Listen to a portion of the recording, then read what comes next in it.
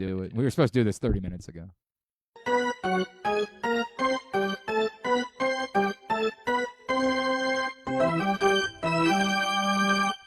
Three up. And 3 down.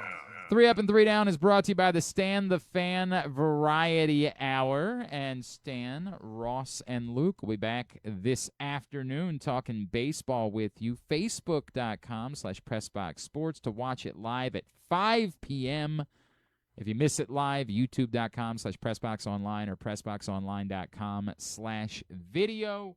As always, Stan's shows are brought to you by Warnken Law and the Costas Inn with 2 great locations, the OG in Dundalk, the new one in Timonium.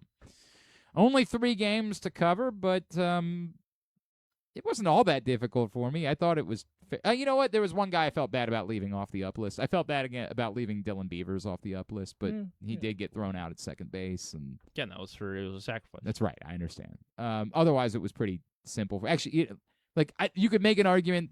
Look, Tyler O'Neill got up on the board on Saturday because he made the throw and, legally speaking, had the game-winning RBI. You know, you're never gonna believe this. Wink. There's no way he's on your list. I mean, he won the game on Saturday. There's no way. Trevor Rogers is number 3. They only played 3 games. There wasn't. I a lot understand of that. No, there were 3 really easy options for the up list. Right, They couldn't have been easier. Cam Sanders is on your list. We'll get to it. Trevor Rogers is number 3. No, he's number 2. Okay, you can let him be number 2 all you want, but not putting Cam Sanders on your list is insane. It's utterly insane. I mean, he might not ever be an Oriole again. Great. What Cam Sanders did on Friday was magic. Yeah.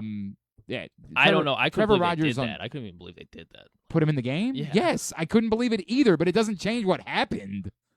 This is a weird revisionist history bit. But it was crazy to put him in the game, so let's pretend like what happened didn't happen. And then he turned around and not only got the save on Saturday, but he did it without even allowing the ghost runner to score. I get it. That ghost runner didn't even matter at that point because the Orioles were up by 2, but it didn't even score. He had an inherited runner on second base and didn't allow it.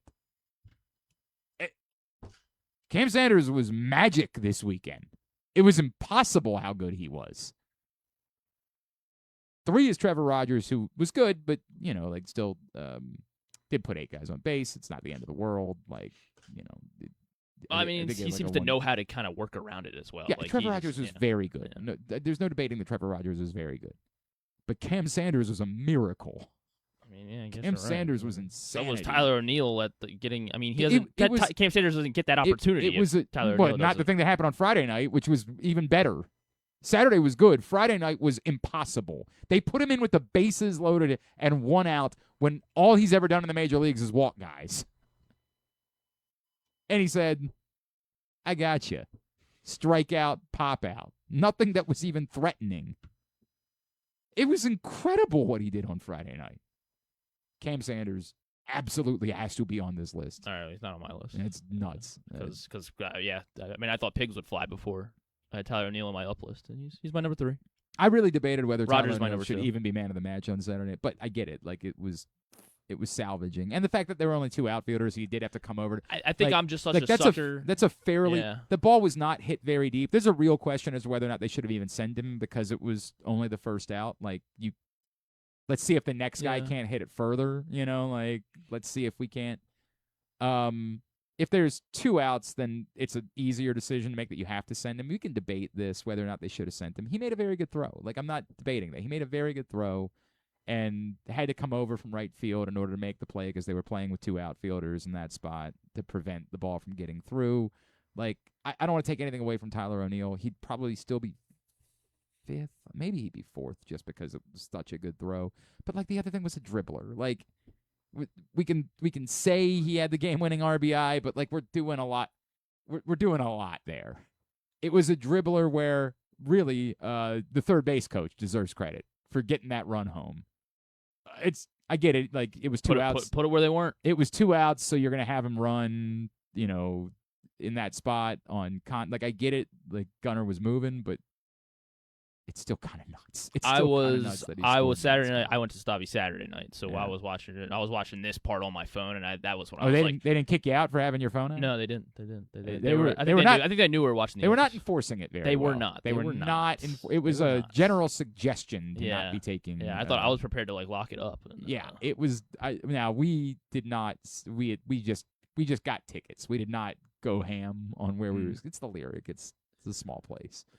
Anyway, I shared because I was like, oh my god, I was like, well, his bases loaded. This game's over. This game's over. There's nobody out. Yeah, 100%. and yeah, high fiving a couple guys who were like, yes, because we were watching it. But so Tyler Neal gave a. I was trying to do the same thing at Wolf Trap where I was watching Mavis Staples, and I did not get a whole lot of response back. Nobody else was watching the Orioles game. The same level of interest. Yeah, Trevor Rogers number 2.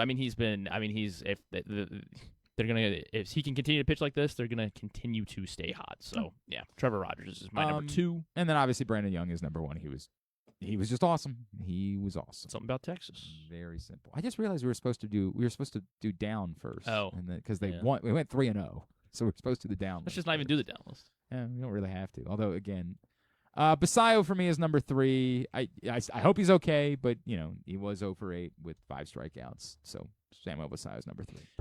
Yeah, he was my number 3 as well. Yeah, hopefully. They need him back. Yep, 100%. Dean Kramer number 2. You can say he limited the damage. Yes, that's true. He did, but you can't need 83 pitches to work 4 innings.